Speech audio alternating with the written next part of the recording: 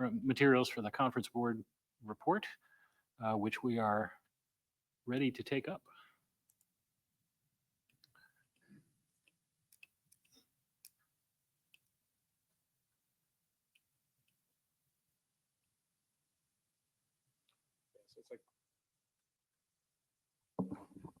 That's convenient.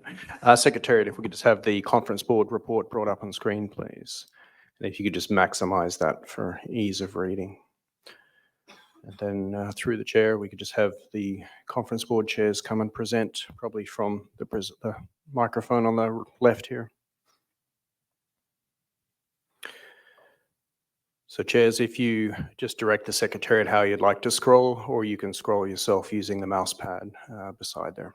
Thank you.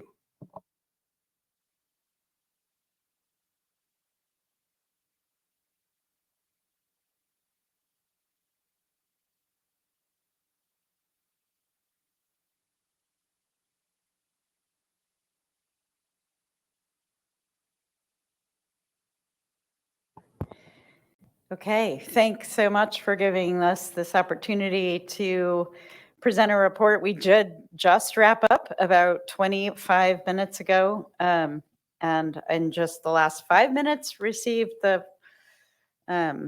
version of the report reviewed by Dr. Wilson. So do my best to go through it without stumbling around too much. I'm going to just summarize a little bit the top part where we opened the 96th session of the conference board. We acknowledged and thanked Andrew Lawler, the Principal Deputy Assistant Secretary for International Fisheries from NOAA, as participating as an observer. We accredited 4 new groups that are listed there in the table. And then we re-accredited 53 members, 20 from Canada, 33 from the USA, in accordance with the IPHC rules of procedure, and adopted the agenda for the session, noted where things are available to all of us. And then I think starting with section 3, I will read because no doubt some sentence in here is very important to at least one member of the conference board. So going to mortality limits and TCY, CB noted that the presentation and questions and answer session provided by Dr. Ian Stewart.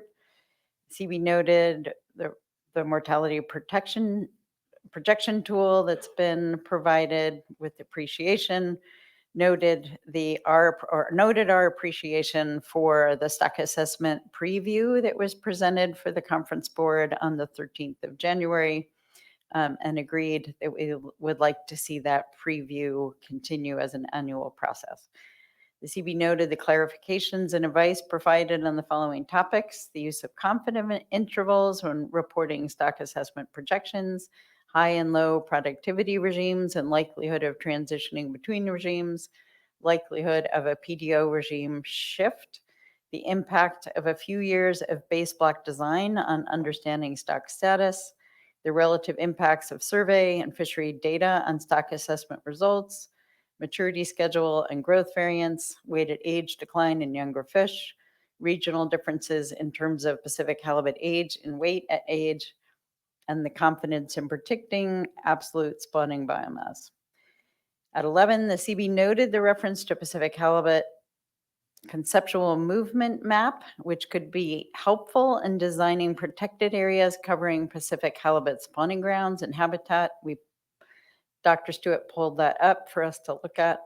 The CB noted a failed motion from the USA recommending that the Commission direct the Secretariat to identify Pacific halibut spawning aggregations and habitat in the Alaska area and their importance both spatially and temporally.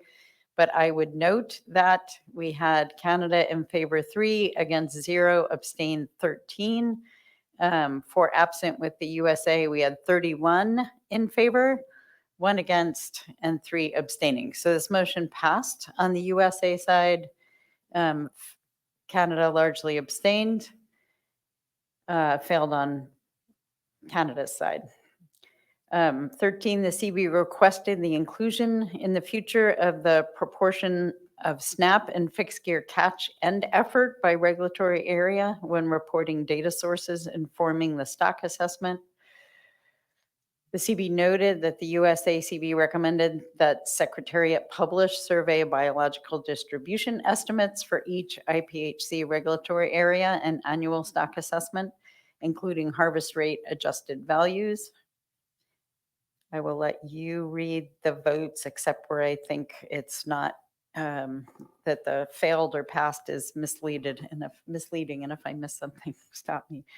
The CB noted that it is important information and data from Secretariat is available to all stakeholders, that this important information, should say. The CB noted that USACB recommended that the IPHC use 3 decimal places in calculations of TCUIs, FCUIs, and sector allocation. The rationale for this change is that rounding may have an impact on allocations. We've particularly seen this in Area 2C and 3A with the halibut charter allocations. 17, the CB noted the presentation and question and answer session provided by Dr. Alan Hicks. CB noted the advice on the following topics that could be examined in the MSC process: determining an appropriate coastwide depleted state, defining details of an objective to conserve spatial population structure across all biological regions, evaluating management procedures to determine if they meet an objective to conserve spatial population structure. At 19, the CB noted the usefulness of the MSE in informing the decision-making by the Commission and deriving its own recommendations. 20, the CB requested an informational session on MSE organized by the Secretariat and provided ahead of the annual CB meeting, similar to the annual question and answer session on the stock assessment. 21, the CB recommended that the Commission consider the following, while also noting that many delegates felt that there were higher priorities for the MSAB, SRB, and the Secretariat related to MSE. A, the Secretary work with the MSAB and SRB to define an objective to conserve spatial population structure. This may use the depleted concept and be developed concurrently with a coastwide depleted limit reference point. B, the Commission provide guidance on management procedures to distribute the TCY and MSE simulations to evaluate against the objectives to conserve spatial population structure across biological regions.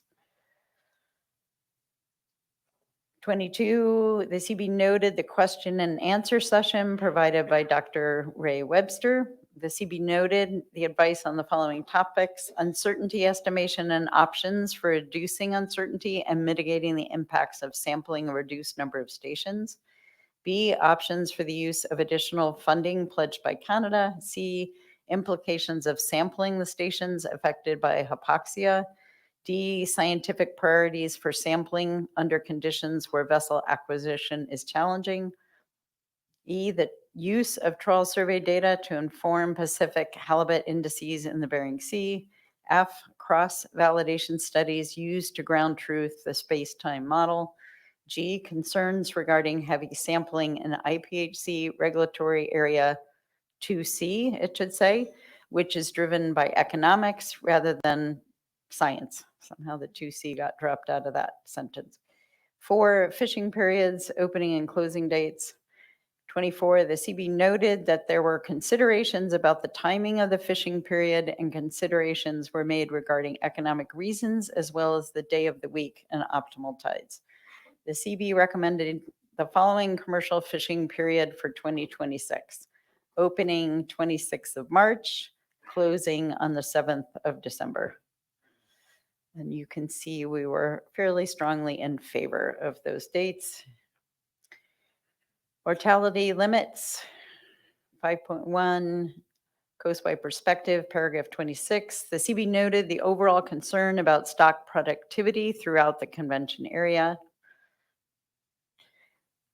5.3, TCEY recommendations. The CB noted the failed motion from Canada on TCUI mortality limits for the 2026 fishing period as provided in Table 2, which translate to the mortality estimates by sector as provided by the IPHC at Appendix 3, and an SPR of 52%.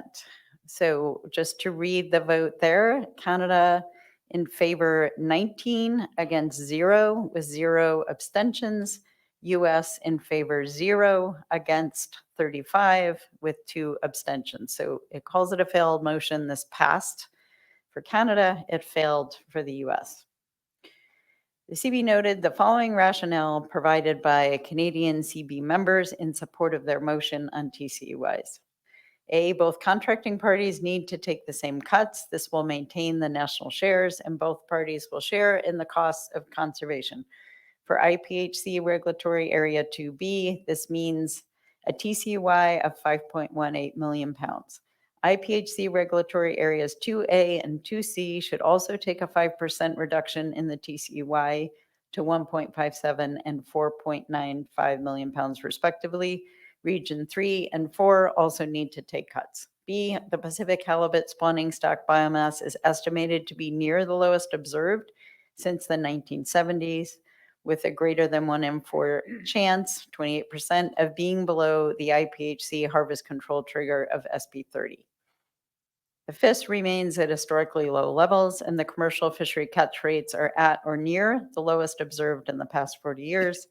D, the current spawning stock is heavily reliant on the 2012, 16, and 17 year classes, and we are transitioning to fishing the 2016 and 17 year classes, which are at best average year classes and are at best 50% matured. E, there were reductions and some areas increased in the FIS and IPHC regulatory areas in 2025. A 1-year trend in the FIS should not be a rationale for an increase or for not taking a reduction. We also need to look at the overall FIS results. We need to look at the FIS results over time, e.g. 20 years, not just what happened in the last year. Where Region 2 FIS has been relatively flat over the past 20 years, Region 3 and 4 have declined significantly since 2005, and a 1-year small FIS index increase does not change the reality of the health of the stock out west. G, trends in some regulatory areas have become increasingly subject to potential bias and increased uncertainty due to the continued reduction in annual FIS footprint, particularly outside core stock areas. H, in Region 2, the FIS was down across the board. Further, the directed commercial fishery and IPHC regulatory area 2C only caught, and that should read, well, 85% of its allowable catch limit, which including GAF increases to 94%. Information in the IPHC Fisheries Data Overview or 2025 report indicates the tribal commercial fishery and IPHC regulatory area 2A struggled to catch its allocation in 2025. I, in Region 3, it's important to remember that the FIS was not a complete FIS, only a portion of the area was surveyed. Further, the FIS indices remain near historic lows and show a substantial decline from the level observed 20 years ago. The FIS and commercial WPUE diverge in IPHC regulatory area 3A, which raises additional questions and suggests the need for caution. J, the stock remains at low productivity level due to low average weighted age and recruitment. 30, the CB noted that USA consistently supports FIS stock distribution as a base for national allocation and does not support national shares. The USACB notes increasing FIS trends to the west of IPHC regulatory area 2C. The CB noted, and this is rationale for why the US did not support Canada's motion. The CB noted the comment from USA members that maintaining status quo does not change the probability of a good recruitment event since there is no established relationship between spawning biomass size and age 0 recruitment size. The probability of dropping below harvest control rule thresholds is identical between status quo and -5%. Moving from status quo to -5% decreases the probability of smaller spawning biomass from 18 to 14%, a 4 percentage point decrease, while those probabilities are both very unlikely and the economic harm to the industry and sectors from additional cuts can be significant. The USA has taken 20% in cuts over the past 2 years, and it needs to see the full benefits of those cuts. 32, the CB noted the fail motion from the USA on TCUI mortality limits for the 2026 fishing periods as provided in Table 3, which translate to the mortality estimates by sector in Appendix 3, and an SBR of 52%. This one is Canada in favor 0, against 19, abstain 0. USA in favor 37, against 0, abstain 0.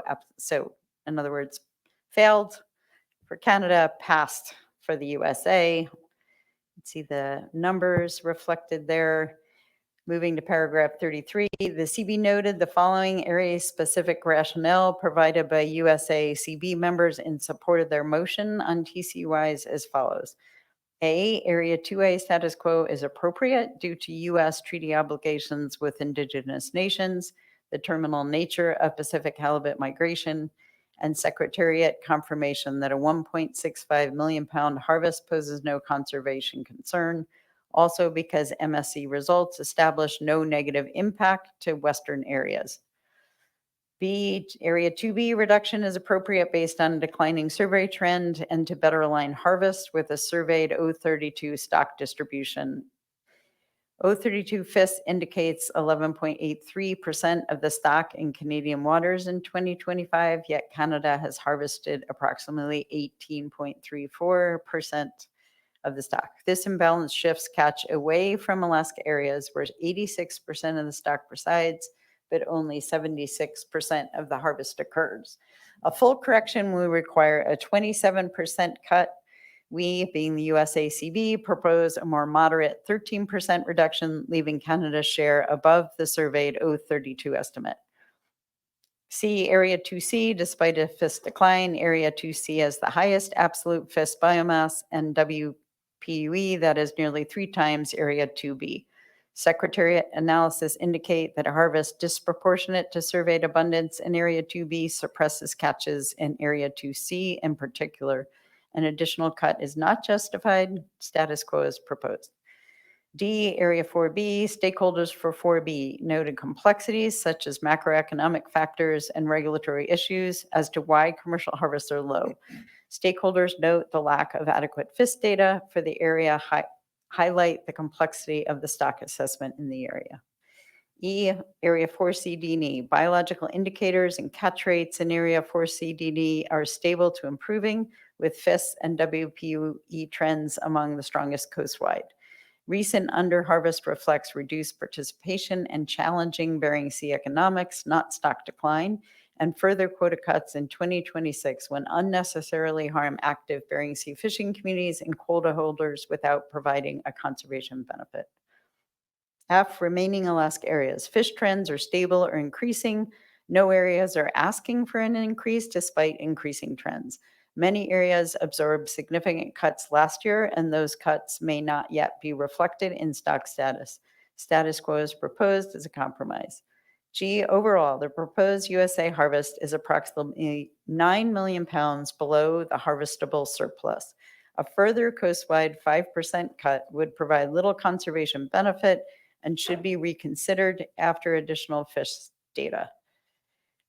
It would also result in a 1.2 million pound reduction in USA harvest and only a 270,000 pound reduction in Canada's harvest, it being the 5% cut. Okay, now Canada's rationale for their opposition at 34. The CB noted opposition from Canada. Canada noted, as in the US, cuts to TCUIs have significant impacts in Canada on families, First Nations, and coastal communities.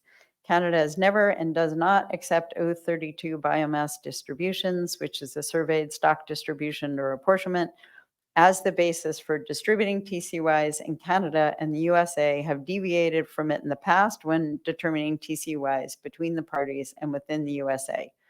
USA proposal is ignoring FIS results and trends, and MSC results show that harvesting up to 20% of the coastwide TCUI in IPHC regulatory area would not create a conservation issue. 20% in regulatory area 2B, that should say, would not create a conservation issue. At 35, the CB noted that impacts on the Pacific halibut stock are not limited to decisions made by the IPHC, but also arise from decisions of the North Pacific Fishery Management Council through its management of other stocks, including those on which Pacific halibut prey. 36, noting that the CB did not reach agreement on TCY mortality limits for the 2026 fishing period, the CB recommended that the commission note the limits proposed by members from Canada, paragraph 28, and the USA, paragraph 32. Okay, 6, IPHC fishing regulations. 37, the CB noted and recommended that the commission adopt fishery regulation proposal IPHC Prop A1 as the annual framework for setting mortality and fishery limits. See section 5. So we just, okay, adopted unanimously. Commission adopted fishery regulation Prop A2 as the annual framework for setting the commercial fishing periods, also unanimous in support. And then moving to proposal B1 at 39, the CB noted and recommended that the commission adopt fishery regulation proposal, including the charter halibut management measures in IPHC regulatory areas 2C and 3A, reflective of mortality limits adopted by the IPHC and resulting allocations under the North Pacific Fishery Management Council's Pacific Halibut Capturing Plan. We raised no objection to the proposal, had been extensively vetted, and that with Canada abstaining and the US in favor. Let's see, okay. So paragraph 40, the CB noted fishery regulation proposal B2 that proposed a daily bag limit of up to 3 fish per day per person in the recreational fishery and IPHC regulatory area 2B beginning on or after the 1st of August of each year, with an amendment that this provision would be reviewed. That should say 15th, right? No, it's underneath. Oh, sorry. Keep going. Okay. In That's what I 5 thought years too. and applicable on or after 15th August, but did not reach agreement on its, well, let me skip that. So 41, we had a failed amendment in favor of a 1-year sunset on this action. And then, where is it? I don't see it.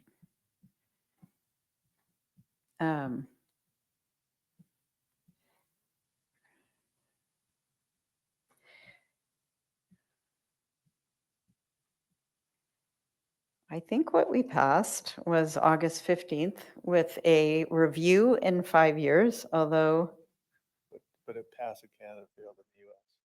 right, okay. I just am not seeing that reflected here. Okay, so that passed in Canada, failed in the US on that proposal. We'll have to set that all straight. Okay, 43, the CB noted and recommended fishery regulation proposal B3 that proposed opening the 2026 regulatory area 2A recreational fishery and convention waters of Washington Puget Sound and U.S. convention waters in the Strait of Juan de Fuca subarea and the convention waters off the California subareas on April 2nd and on April 1st. And going to, so on proposal C1, we did not take up that proposal specifically. Instead, at paragraph 45, the CB acknowledged proposal C1, but believes the correct venue for action is the North Pacific Fishery Management Council. The CB requests the commissioners engage with ADF&G and the council through the secretariat, emphasizing the present low abundance of the stock and the effect the unguided recreational sector has on the directed fisheries. With the growth of the unguided recreational sector, particularly rental boats, and at the present level of Pacific halibut abundance, we're headed towards a conservation concern. And that was Canada largely abstained for that as a domestic issue, and US 28 in favor, 3 against, 5 abstentions. At 46, CB noted and recommended fishery regulation proposal C2 that proposed a 3-year pilot program. Oh, here it is. Okay. Authorizing limited retention of legal sized Pacific halibut caught incidentally as bycatch outside the Pacific halibut commercial fishing period and year-round hook and line and trap groundfish fisheries in IPHC regulatory area 2B. And this one we did support across both countries.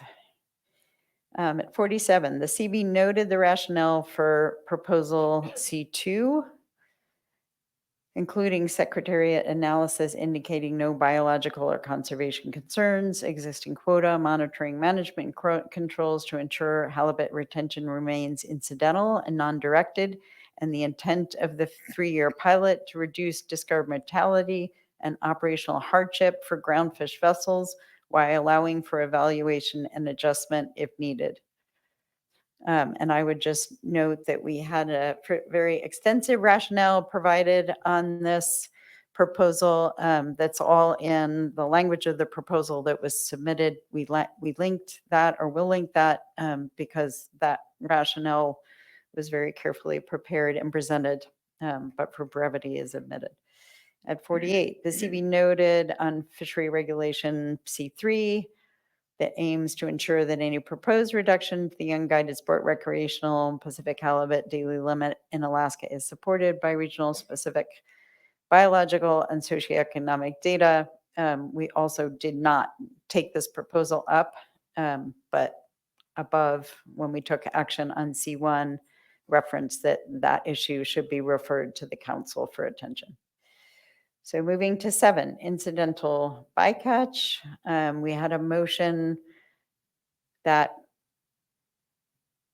was later withdrawn. Anyway, let me read that. A motion that the commission direct MSAB to look at different bycatch O32 and U32 scenarios and biological reasons 2, 3, 4, and 4B at 100%, 75%, 50%, 25%, and 0% of recent historic levels.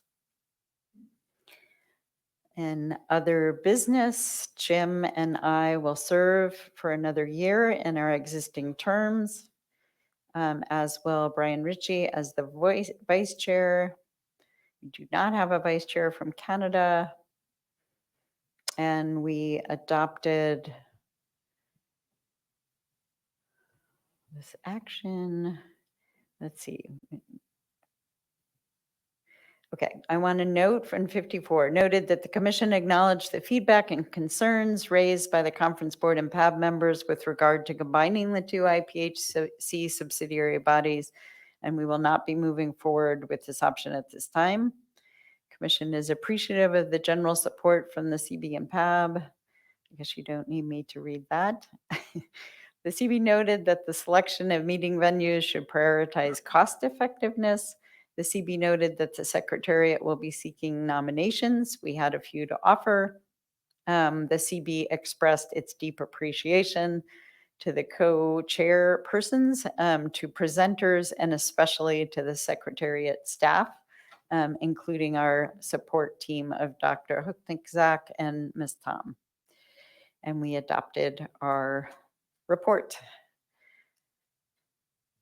And I think that is all I need to read. You can find this actions that's just the specific actions taken in Appendix 4 as a sort of summary of actions taken.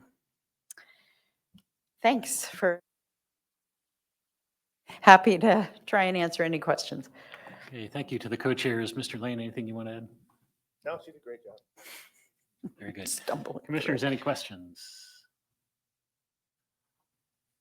I have a couple. Great. So I think it was paragraph 16, if you could scroll to that. Yep, got it. come up on the screen.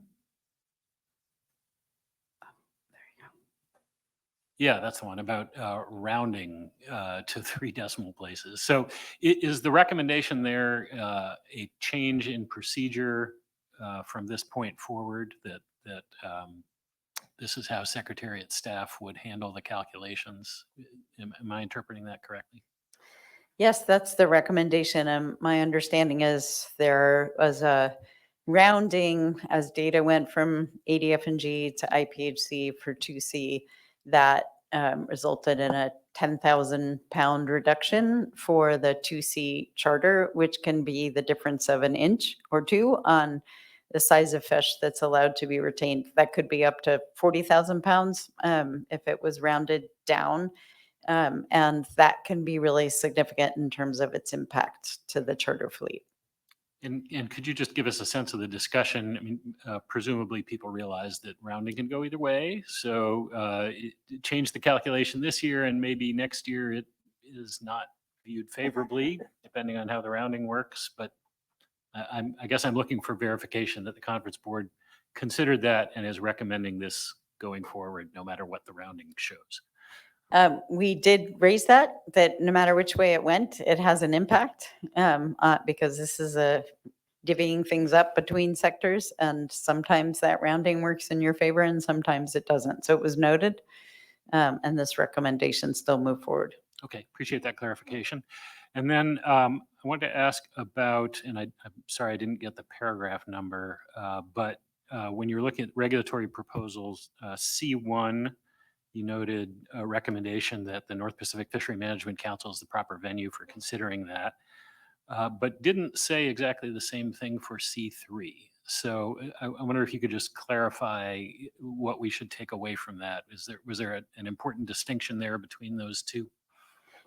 I think people noted that, yes, there should be data always to support making a decision on this, but that decision, both those proposals dealt with the same issue, and we thought we had addressed them with our action under C1.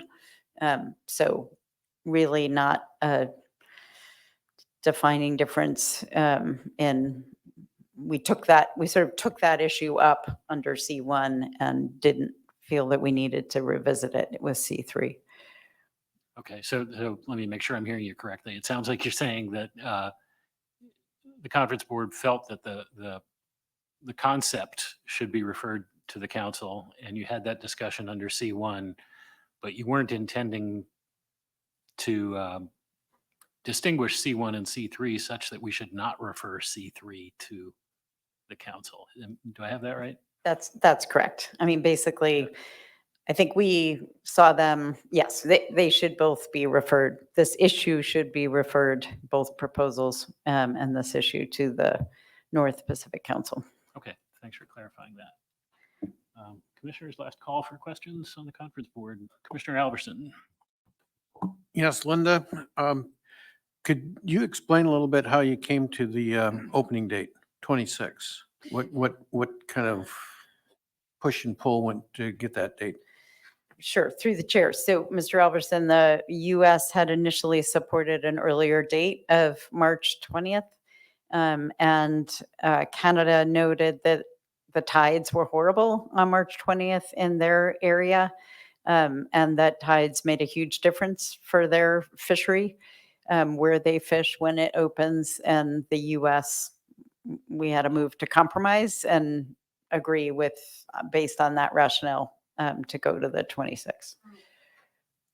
I note that the PAG also came up with that opening date. Did you work with them to come up with that, or did they come up with that on their own? We have had, discussions, text back and forth. I think when we took it up, we understood they had March 20th as their date, which they did initially. Then I think they got the same memo about the tides and moved theirs to the 26th. So there was some back and forth, but really I would say independently arrived at those dates on each side. And then my last question has to do with the U.S. Proposal for a 13% reduction from the 2025 harvest limit in 2B. Does that force fit them to a 16% coastwide allocation? How did you come up with? At that, yes. So, we tried to also capture it through the chair in the rationale that initially, so the basis for that change was the survey distribution of O32 fish, which identifies around 12% of the biomass in that area. But to go from where the Canadian TCY is now to that surveyed distribution would have been a 27% reduction, which the US side, we have not imposed that large a cut on an area for a long time, and recognized it would have a very significant impact. So the idea was a stair step to 13 to move closer to their surveyed distribution of abundance. Thank you. Commissioner Alverson jogged my memory on one question I had too, which had to do with dates, and noting that the conference board recommended a season ending date of December 7, and I'm looking ahead here that the processor advisory board recommended November 30. So I wonder if you could just give me a flavor for what was behind the conference board's recommendation, perhaps in contrast to what we're going to hear from the processor advisory board. Sure. Yes. So we started with a date on the U.S. side of November 30 and Canada at December 14th. There are arguments for a longer season. People using up to the last little bit to get their quota is also concerned about safety at that time of year, as well as fishing on stocks that are starting to go into a spawning state. And so we ended up with In a later. and that we had moved to a little bit later opening start. So anyway, we ended up compromising in the middle. Both sides came a week and we arrived at December 7th. Okay, thank you very much. Any final questions? Okay, thank you to the co-chairs and all of the members of the conference board. Thank you. And we'll go to the processor advisory board report.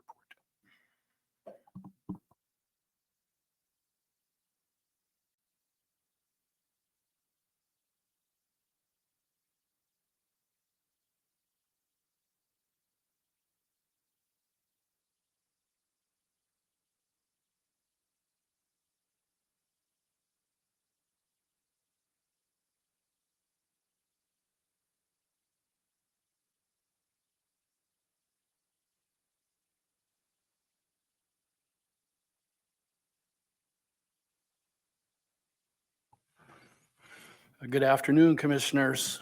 Thank you for the opportunity to present our PAB report.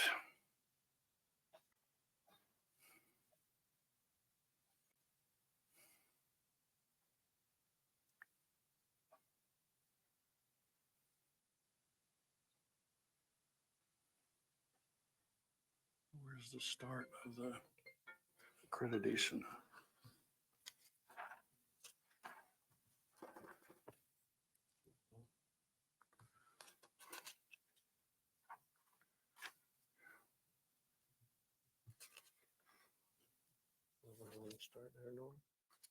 Sure. So the PAB had a total of, I believe, 18 members this year. And we had no additional accreditations, the same as last year, where there were a few absence, but no new members. I think I read at the beginning. This is in a little bit different order than what we're anticipating here. Yeah, thanks. If I may, you're currently sitting in the executive summary. So if you scroll down, you'll start on paragraph 1, if that's your intention. Yes. Thank you.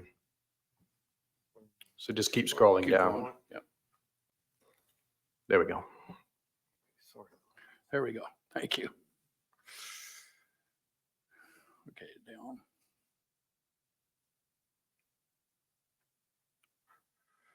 Okay, the PAB endorsed the accreditation of 0 new members and a reaccreditation of 18 members present for the PAB.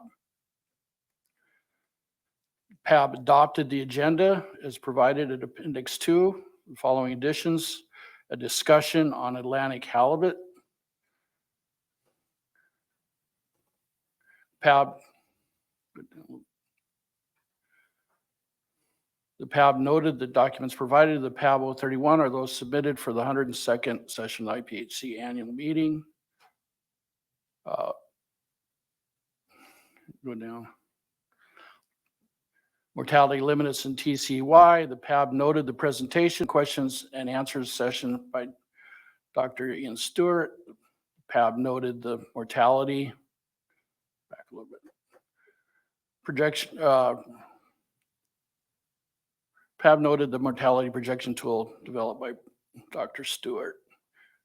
We did have a little bit of a, just to note, a little bit of a technical hitch in trying to utilize that tool during the meeting that we didn't get figured out. Okay, down. The PAB noted the clarifications and advice provided on the following topics: the Pacific Oscillation, PDO and its limited value in predicting strong year classes and year-to-year variability, the drop in average age in the landings in 2026 compared to previous years and possible causes, including positive signs of recruitment or a switch from large to small fish, among others. Projections under status quo and the potential increase in discard rates because of increased catches of sublegal fish, potentially resulting in lower yields in the future. Recent weighted age data suggesting younger fish showing better growth than older fish despite limited understanding of factors driving weighted age, possibly linked with higher movement rates and with favorable rearing environmental conditions. Effects of fishing on spawning biomass, with the greatest effect of fishing on the fish populations presently in the water. Mechanisms for accounting for whale depredation in the stock assessment and the present difficulties in collecting fishery information on whale depredation and in estimating the source of mortality, leading to potential underestimations of productivity. Issues related to whale depredation by killer and sperm whales, including the potential use of pots in IPHC's FIS, despite the small number of stations lost to depredation by whales.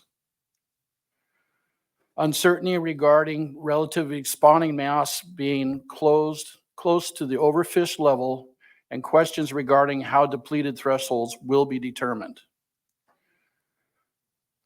On the MSC update, the PAB noted the presentation, questions and answer session by Dr. Hicks. The PAB noted the advice on the following topics: the meaning of current productivity levels and the outcomes of future productivity and projections under a 43 SPR. Limits and definitions of depletion and updates of the harvest strategy policy presented at AM103. The high level of uncertainty is reflected by the decision table that provides risk levels associated with different level of effort and the expectation that even in the absence of fishing, little change in the spawning biomass could be expected in the short term.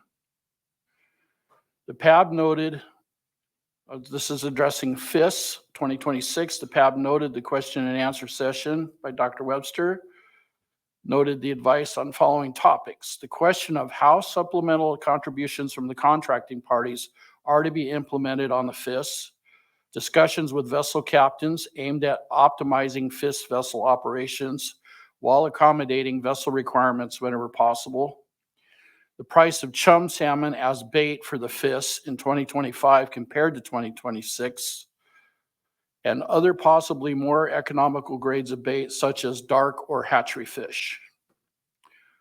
Recognition that the FIS program is key to the success of the IPHC Secretariat's assessment of the status of the population, the high importance of continuing to fund the FIS, and ideas for cost savings and to insulate the IPHC from fluctuating income and expenses in the FIS. The goal of the FIS for minimizing the potential for bias, as defined by the systematic over or underestimation of observations to detect consistent large changes across the stock that would not have been observed had the FIS not taken place, and the real cost of running a FIS without bias. The PAB recommended that the period to submit bids for the FIS be extended past the current deadline. Canada vote in favor 3, 1 abstention, 1 absent. USA in favor 12, against 0, abstain 0, absent 6. The PAB noted the necessity of a robust FIS to support the management of the Pacific halibut resource and recommended that the commission, with the goals of reducing FIS cost, identifying additional funding, and improving FIS coverage, consider the following. Determine the optimum FIS design to generate the best data and to avoid bias and to provide the potential cost of this design. Investigate the feasibility of combining FIS work with harvesting on commercial vessels, as is done in Chatham Strait with the Black Cod Survey. Investigate different grades and sources of chum salmon that might be appropriate for use as lower cost bait for the FIS, including dark chum with GMC, hatchery cost recoveries, etc. Investigate the cost effectiveness of using a freezer longliner to conduct FIS work with FIS staff on multiple areas over a long period by freezing the fish. The fish would be taken to the best market opportunity for higher value, and the vessel would receive 100% of the revenue. In conjunction with processors, investigate the feasibility of undertaking a fundraising effort to help fund the FIS process. Identify a small ad hoc committee of former contractors, IPHC secretariat, and stakeholders to contribute their experience. Fishing periods, open and closing dates. The PAB noted that there were considerations about the timing of the fishing period, and considerations were made regarding safety and economic reasons, as well as the day of the week and optimal tides. The PAB recommended the following commercial fishing period for 2026: an opening of March 26th and a closing of the 30th of November. The PAB recommended the following fishing period: opening and closing times of day for 2026, opening at 0600 hours on the 26th and closing at 23:59 hours on the 30th. I would note, per Commissioner Alverson's question, that we had originally voted on March 20th, and then one of our Canadian members later on asked to renew the motion to change the date to March 26th, and there was no opposition to that. Mortality limits. The PAB noted the overall concern about stock productivity through the convention area. The PAB noted discussions regarding reductions in TCEY for 2026 by 0% in each contracting party coastwide from the status quo, and differences in the level of fishing mortality against mortality limits reached by different areas. The PAB recommended a 0% TCEY reduction from status quo in each contracting party, Canada and the United States coastwide. In favor, Canada 4, against 0, abstention 0, absent 1. USA in favor 10, against 1, abstaining 2, absent 5. The PAB noted the motion for the commission to note the motion proposed. This reads a little interesting, but the motion proposed by the United States of America to the conference board that maintain the TCEY in all areas at status quo except for IPHC regulatory area 2B. Canada in favor 0, against 4, abstentions 0, absent 1. USA in favor 9, against 1, abstention 3, absent 5. Nothing regulatory, we took no action on regulatory area perspectives. TCEY recommendation. The PAB recommend the following TCEY mortality limits for the 2026 fishing period as provided in Table 1, which translate to the mortality estimates by sector as provided by IPHC's Secretariat in Appendix 3, and an SPR of 51%.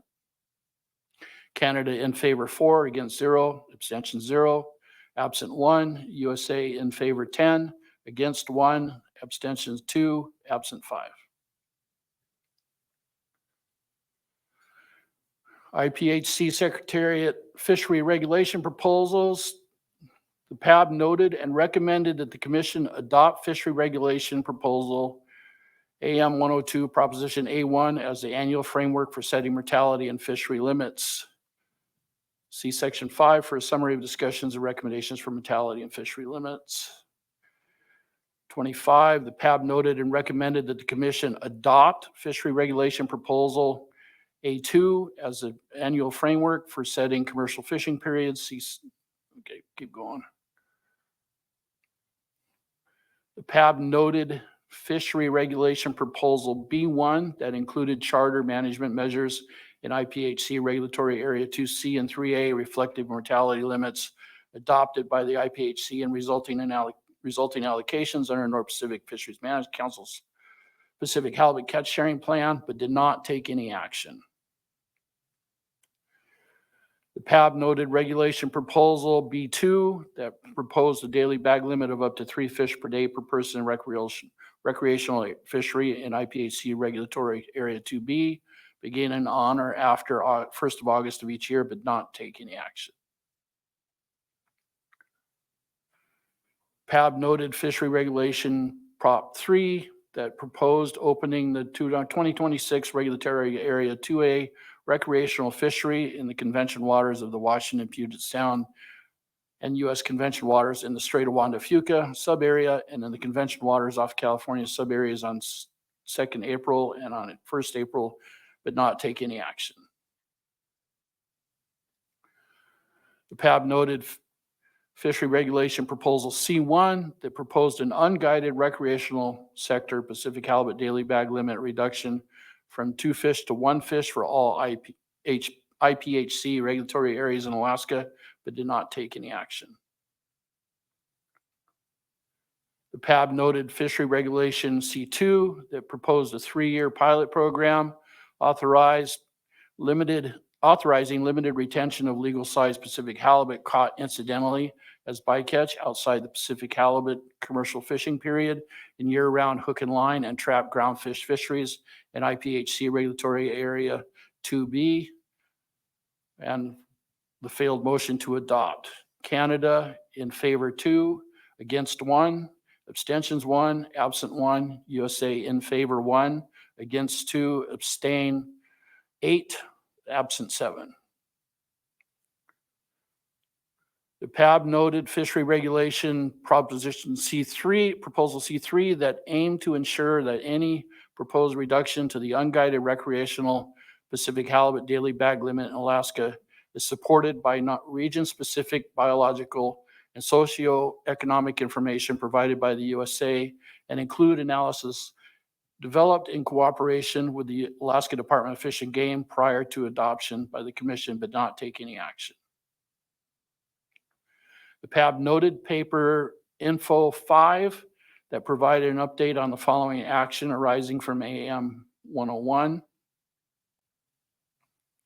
The PAB noted that the Commission acknowledged the feedback and concerns raised by the Conference Board and PAB members with regard to combining the 2 IPHC subsidiary bodies, and that the Commission will not be moving forward with this option at this time. The Commission is appreciative of the general support of the Conference Board and PAB members to consider additional cost-saving measures, possible efficiencies to be had within the 2 boards, and as such, the Commission will continue to explore these in conjunction with both PAB and the Conference Board. The PAB recommended to maintain status quo regarding the PAB and Conference Board as independent and separate subsidiary bodies of the IPHC.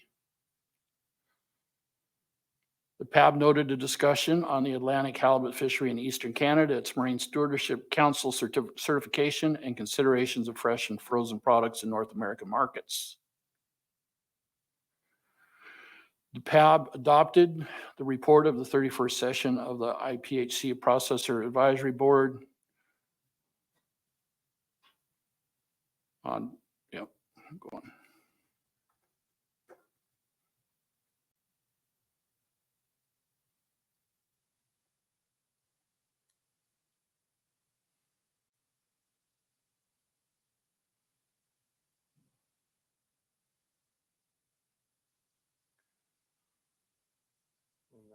I think we already covered that. Yeah, this is, yeah. Is that the end of your report? I think it might be that that's the end. That's just the appendices. Okay. Okay, thank you very much, Mr. Pillen. Mr. Hale, anything to add? No, I guess there was a sort of a mixed vote on the 3-year trial of, see, there was a good discussion around the 3-year trial of the bycatch outside of the catch area in Area 2B. And I think it was generally well supported and well received. It was just not a lot of detail in it. So I don't think our attitude on it was very far off the comments of the conference board. Okay, thank you both very much. Commissioners, any questions? Commissioner Albertson. This question would be to both of you. As you know, we may be considering expanding the current FIS design with some additional funding, fortuitous additional funds that we've received. And just wondering what you guys see in cold storage between now and March 26 in terms of, is it positive? Is it look like prices might be similar to for the FIS, similar to last year, 2025, or what do you see in the market? Recognizing I that a see lot of things can change. I see empty freezers and a demand for halibut. Yeah, I think that there's no issue with a price drop. Thank you. Yeah, I did have one question for you, and it concerns paragraph 13 in your report, the recommendation to extend bid periods for the FIS. And I noted you didn't recommend a specific length of that time extension. Can you give us a sense of what I the PAB believe was the seeking there? motion was for 2 weeks, wasn't it? Well, Oh, did I miss that? no, it didn't. It wasn't captured in this document, but I think initially Kayla was hoping for a Sunday night, which I think corresponded to the 15th or so, and then came back later and went to February the 8th. And the reason for the extension was because they changed the FIS areas. They took out Fairweather and, they took out Gore Point. No, they put in Fairweather and Gore Point. They took out Yakutat and Prince William Sound, and they added Goose to 2B. Okay, so is there a length of time extension? February 8th. Yeah, February 8th. from February 1st Okay. originally. All right, thanks for clarifying that. Any other questions? Not seeing any. Thanks to you both, and thanks to all the PAB members. Thank you. And just a note, I wanted to say thank you to staff, as always, very efficient, very helpful, and provide great information. So we really appreciate that support. All right, noted. Thank you. Okay, I have just a couple of logistical items to cover. First, for US stakeholders, folks had penciled in a 5 o'clock meeting this evening, but we will have no such meeting. So you are free. And second, the commission intends to reconvene tomorrow at 11 o'clock rather than 9 o'clock. We have a little more homework to do. So that's all I have for logistics. Dr. Wilson, do you have anything else? Okay, then we're adjourned for the evening. Thank you, everybody.